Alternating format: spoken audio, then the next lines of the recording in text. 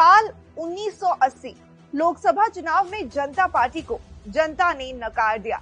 1977 में 295 सीटें जीतने वाली जनता पार्टी 1980 में महज 31 सीटों पर सिमट गई और इसी साल 4 अप्रैल को जनता पार्टी से अटल बिहारी वाजपेयी और लाल कृष्ण आडवाणी सहित पूर्व जनसंघ के सदस्यों को निष्कासित कर दिया गया।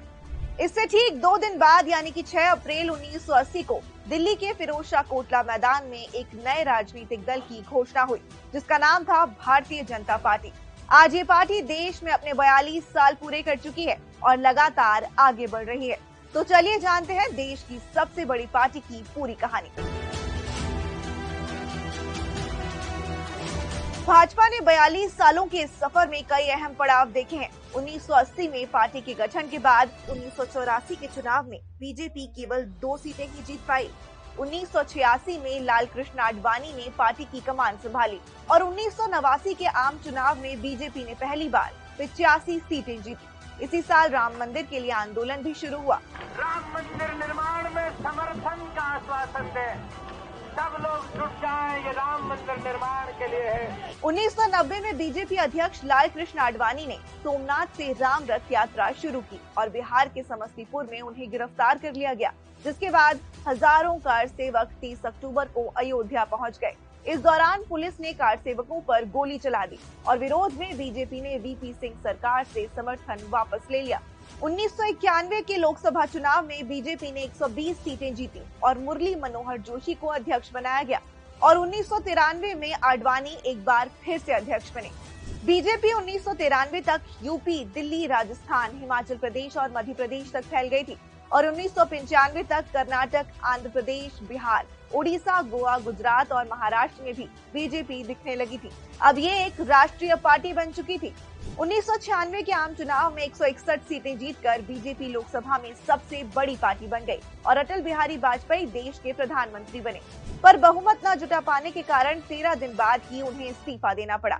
इसके बाद जनता दल की अगुवाई में गठबंधन की सरकार बनी, लेकिन वो भी नहीं टिक पाई। 1998 के मिड टर्म इलेक्शन में बीजेपी ने एनडीए नाम से गठबंधन बनाया। इसमें समता पार्टी, शिरोमणि अकाली दल, शिवसेना, एआईएडीएमके और बीजेडी शामिल हुए।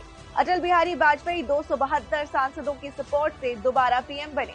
1999 में अटल सरकार की अगुवाई में भारत ने करगिल युद्ध जीता और इसके बाद हुए लोकसभा चुनाव में एनडीए ने 303 सीटें जीती। अटल तीसरी बार पीएम बने और एनडीए ने पहली बार 5 साल सरकार चलाई। 2004 में अटल बिहारी ने 6 महीने पहले ही चुनाव करवा लिए, जिसमें एनडीए सिर्फ 186 सीटें जीत सकी और कांग्रेस की अगुवाई वाले यूपीए को 222 सीटें मिली और बीजेपी को केंद्र की सत्ता से बाहर होना पड़ा।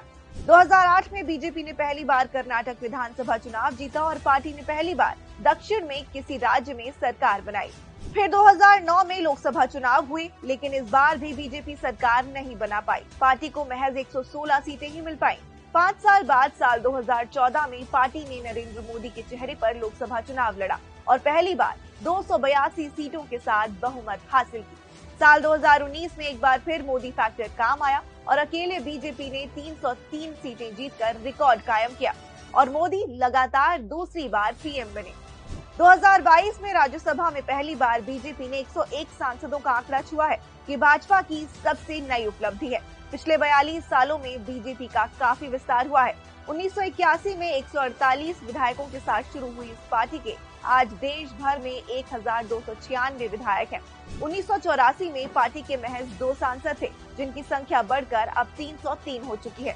वहीं 1984 में पार्टी को लोकसभा चुनाव में 1 करोड़ 82 लाख वोट मिले थे, जो 2019 में बढ़कर 22 करोड़ 90 लाख हो गए हैं।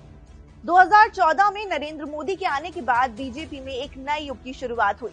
नए टूल्स और स्ट्रैटेजी को अपनाया गया, जिसके चलते बीजेपी ने न सिर्फ देश भर में अपनी पहचान बनाई, बल्कि इंटरनेशनल लेवल पर भी भारत की तस्वीर और ज्यादा मजबूत हुई है और आज भाजपा किसी भी चुनाव में सबसे दमदार पार्टी के रूप में खड़ी रहती है।